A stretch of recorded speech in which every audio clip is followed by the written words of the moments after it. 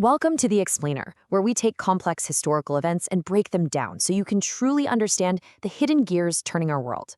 Okay, let's dive right into this, because today we're unearthing a high-stakes mystery that completely altered the course of human history. To understand this story, we actually have to start at the edge of a cliff. Picture this. It's December 5th, 1941. It is freezing outside Moscow.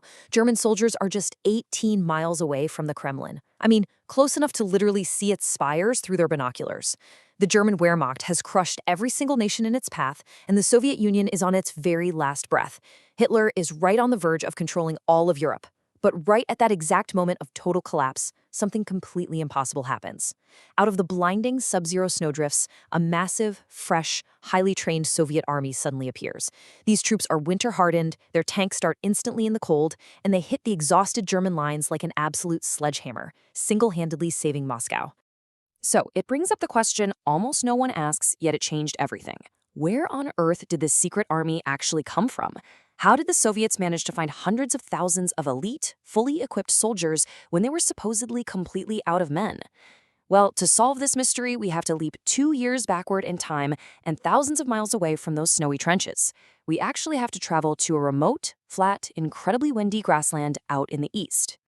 Welcome to the Khalkhin Gol River Valley. The year is May of 1939. This right here is the border between the Soviet-backed Mongolian People's Republic and Japanese-controlled Manchuria. On a map, it's really just a 10-mile dusty line in the sand. There are no cities here, no factories, just sand dunes and dry grass. The Japanese claimed the border was the river itself, the Mongolians claimed it was 10 miles to the east. And get this entire global conflict, the very battle that would go on to shape World War II, began simply because a few nomadic Mongolian cavalrymen let their horses graze on the wrong patch of grass. Seriously. Now to see why a few grazing horses sparked a massive war, we've got to look at the Japanese Empire's grand strategy. Japan was expanding rapidly, and they desperately needed resources. And inside the Japanese military, a fierce debate was raging. You had the army championing the Strike North plan, which meant invading Soviet Siberia to seize its vast mineral wealth and crush the communist threat. The Navy, on the other hand, favored the Strike South plan, targeting the oil and rubber of Southeast Asia, which of course meant fighting the US and Britain. In 1939, the aggressive Kwantung army stationed in Manchuria was all in on Strike North. They wanted to fight with the Soviets, and this dusty border was their absolute perfect excuse. The Japanese were, well, incredibly confident they could win this fight. Why? Because they looked across the border and saw a completely decapitated military. Just a couple of years earlier, Joseph Stalin had carried out what's known as the Great Purge. Paralyzed by paranoia, he literally executed 3 out of his 5 top marshals and wiped out tens of thousands of his most experienced commanders. The Japanese believed the Red Army was now being led by completely inexperienced, terrified political loyalists. They just assumed the Soviet lines would instantly crumble under any real pressure. But, as we'll see, that assumption would prove to be a catastrophic mistake. Let's track how fast this whole thing escalated. On May 11th, those Mongolian horses were fired upon by Manchurian patrols. Fast forward to May 28th, the proud Japanese commander, Lieutenant General Komatsubara, orders a sweep to trap the Mongolian forces right against the river. But the sweep fails miserably. A Japanese unit gets surrounded and practically wiped out. This was a hugely embarrassing shock for Tokyo, but the aggressive Kwantung army refused to back down. Instead, they started secretly preparing a massive invasion force for July. Stalin, watching all this closely, knew he absolutely could not show weakness, so he sends in an unknown, utterly ruthless and brilliant commander to take over. His name? Georgy Zhukov. When Zhukov finally arrives, he looks around and realizes the battlefield geography is a total nightmare. The biggest obstacle wasn't even the Japanese army. It was a staggering number: 400 miles. See, the Japanese had railways just 60 miles away in Manchuria, but the closest Soviet railway station? That was 400 miles away, across completely empty, roadless, bridgeless desert. To put that in perspective, before a single shot could even be fired, Zhukov knew that every bullet, every soldier, and every single drop of water had to cross 400 miles of nothingness. If he couldn't solve this logistical puzzle, his army was going to starve in a matter of days. So what does Zhukov do? He builds an absolute iron machine. While the Japanese were relying on physical bravery and horse-drawn carts, Zhukov demanded trucks. He organized a non-stop fleet of over 2,600 transport trucks moving through blinding desert dust storms. We're talking hauling 18,000 tons of ammunition and 6,500 tons of fuel all the way to the front. And to keep the Japanese from realizing just how massive this buildup was, he ordered the trucks to drive mostly at night, with absolutely no headlights, guided only by the moonlight. He was quietly building a mechanized monster right under their noses. And that monster, it was unleashed in early July. The Japanese launched a major night offensive, crossing the river and taking the high ground at Mount Sagan. Zhukov knew if they held that hill, he was going to lose. So without even waiting for his infantry to catch up, he launches a rapid counterattack with his fast BT tanks. What followed was basically a terrifying clash of eras. Soviet mechanized armor colliding head-on with the Japanese Bushido warrior spirit. The Japanese soldiers lacking heavy anti-tank weapons showed suicidal bravery, literally running directly at the tanks with early Molotov cocktails and throwing magnetic mines right onto the tracks. But sheer willpower just wasn't enough. The Soviet mechanized onslaught broke the Japanese attack, forcing them into a really bitter stalemate. So the Japanese dig in, preparing for a long, grinding war of attrition. But Zhukov, yeah, he wasn't going to play their game. He began plotting a massive secret counteroffensive to completely wipe them out. To pull this off, though, he needed the Japanese to feel comfortable and overconfident. He turns to this foundational Soviet military doctrine called maskirovka. Simply translated, it means military deception, but the scale at which Zhukov applied this concept was honestly nothing short of cinematic. Zhukov orchestrated this brilliant three-part illusion. First, his radio operators broadcast fake, unencrypted messages constantly complaining about needing more sandbags for winter defenses. Second, he placed hundreds of highly realistic wooden and canvas dummy tanks right in plain sight on the hills, while hiding his real armor deep down in the ravines. Third, and I think this is the most ingenious part, he set up massive loudspeakers blasting the recorded sounds of pile drivers and digging equipment. The Japanese got so entirely used to this artificial construction noise that they just tuned it out.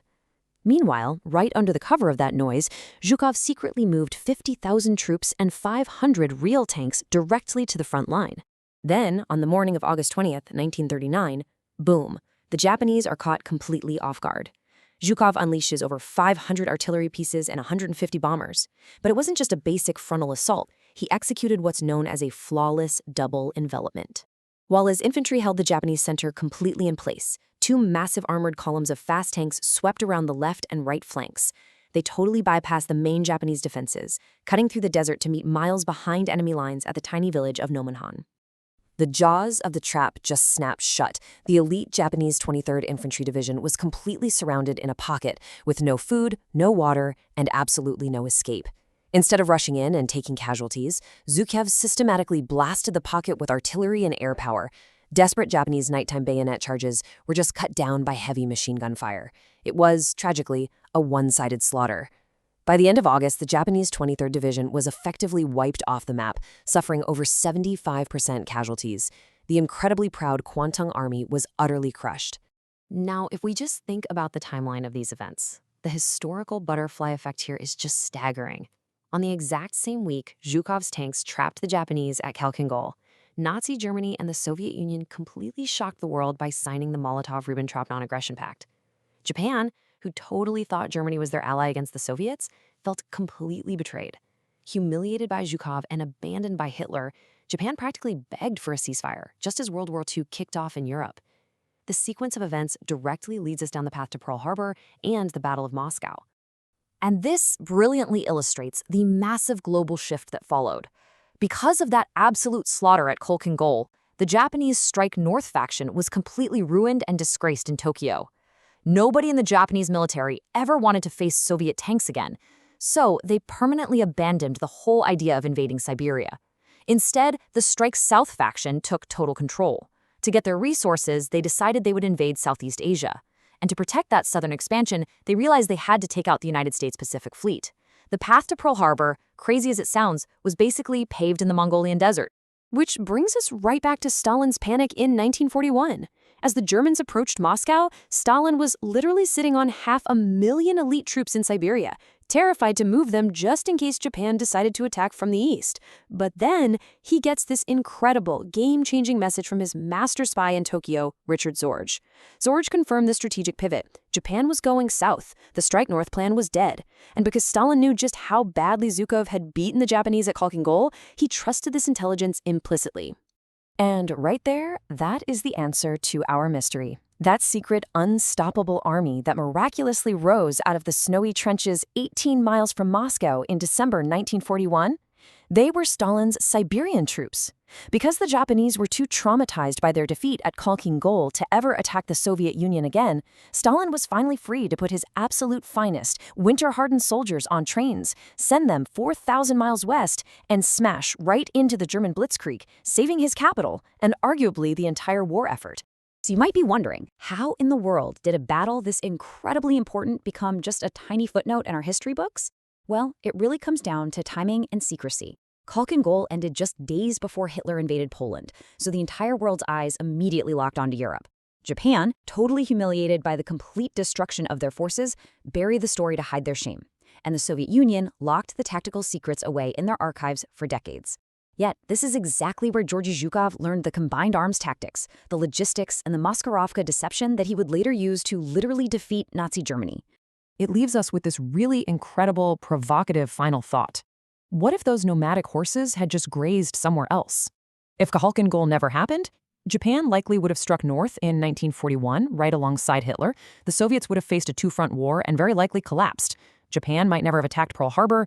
The entire modern world was shaped by a forgotten border dispute in the middle of absolute nowhere. It just proves that in the grand tapestry of history, there's absolutely no such thing as a small battle. Please like and subscribe.